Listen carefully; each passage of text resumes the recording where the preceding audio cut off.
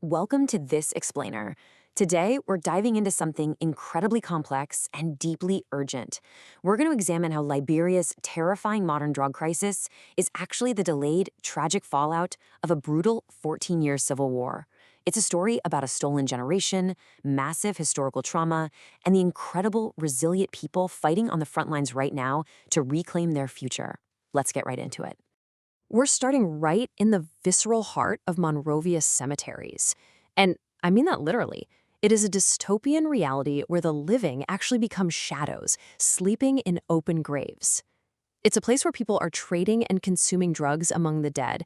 Prostitution is rampant, and a simple scratch can turn into a fatal infection. Folks here are, tragically, just waiting to die. Section 1. The Graveyard Epidemic. A nation gripped by a new enemy. Okay, so let's define the primary culprit here, and that is Kush. Now, never before in modern history has a drug spread this fast and on such a massive scale across this nation. It's a cheap, highly toxic compound made of synthetic cannabis, but it's cut with industrial pesticides and opioids. The effects are absolutely horrific. This poison literally eats away at the human body from the inside out, causing massive, debilitating sores and infections. And that brings us to the tragedy of the Zogos.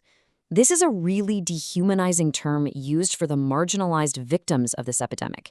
Because the stigma is just so intense and the physical decay caused by Kush is so severe, these individuals are driven completely out of the city centers. They've been pushed to the absolute fringes of society, forced into an underworld of open tombs and disease just to survive another day. To really wrap your head around the sheer, terrifying scale of this problem, get this. An estimated 1/4 of the country's entire youth population is currently trapped in this cycle of addiction. Think about what that actually means for the future of a nation. A quarter of a generation completely paralyzed by a toxic flesh-eating substance. It is a total demographic emergency. But right there, walking among the graves, is Michael Bowen. He's an American real estate developer from Texas, a former addict turned evangelical pastor, and he's spending his own money to rescue these lost souls. He connects with them through profound empathy. He tells them that when he looks at them, he sees himself, because he was once exactly where they are. By treating them with genuine care and compassion, he's physically pulling them out of the tombs to give them a second chance at life. Section 2. Roots of the Crisis. The Stolen Childhoods of the 1990s. The epidemic we're seeing today, it isn't actually new. It is a direct byproduct of a 14-year civil war that ravaged Liberia from 1989 to 2003. During that brutal conflict, warlords figured out something horrifying. By using hard drugs as a primary weapon of control, they could manipulate an entire army of abducted children. The fighting finally stopped in 2003, sure, but the drugs remained. So now, a generation born into war is still fiercely struggling with that deeply ingrained addiction. And you have to hear about this specific substance they used back then. They called it brown brown. Children were ripped from their families, their childhoods entirely stolen, and they were pumped full of this mixture of cocaine and gunpowder. It was intentionally designed to destroy their humanity. It made them feel invincible, fearless, and ruthlessly violent. It essentially anchored their extreme trauma right to a severe physical addiction. When you listen to first-hand accounts from former child soldiers like McLean, the psychological toll becomes agonizingly clear. Abducted when he was just 10 years old, McLean recounts horrific acts of torture, like driving needles into captives' bodies, surrounded by constant death and mutilation. The drugs completely removed their ability to reason. Today, men like McLean are in their 40s, still living in the cemeteries, crushed under the heavy, traumatic load of their past, totally isolated from their own children. Section 3. The Warlord's Legacy. Perpetrators or Saviors? Now, consider the jarring reality of Joshua Milton Blahy. Back in the day, he was known as General Butt Naked, the country's most feared warlord, a self-proclaimed witch doctor who commanded that army of drug children and admits responsibility for the deaths of at least 20,000 people. But today, he goes by Evangelist Joshua. He runs a strict 21-day rehabilitation center to save the exact same youth he once actively destroyed. He views it as mandatory community service to atone for proliferating drugs and terror.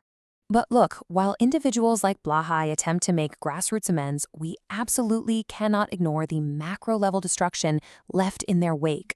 250,000 dead, more than half the entire population displaced. The warlords completely crippled the nation's infrastructure, leaving a broken society utterly unequipped to handle the resulting mental health and addiction crises we see today. Section 4. The Hunt for Justice, the Fight Against Forgetting. Enter journalist Hassan Validi.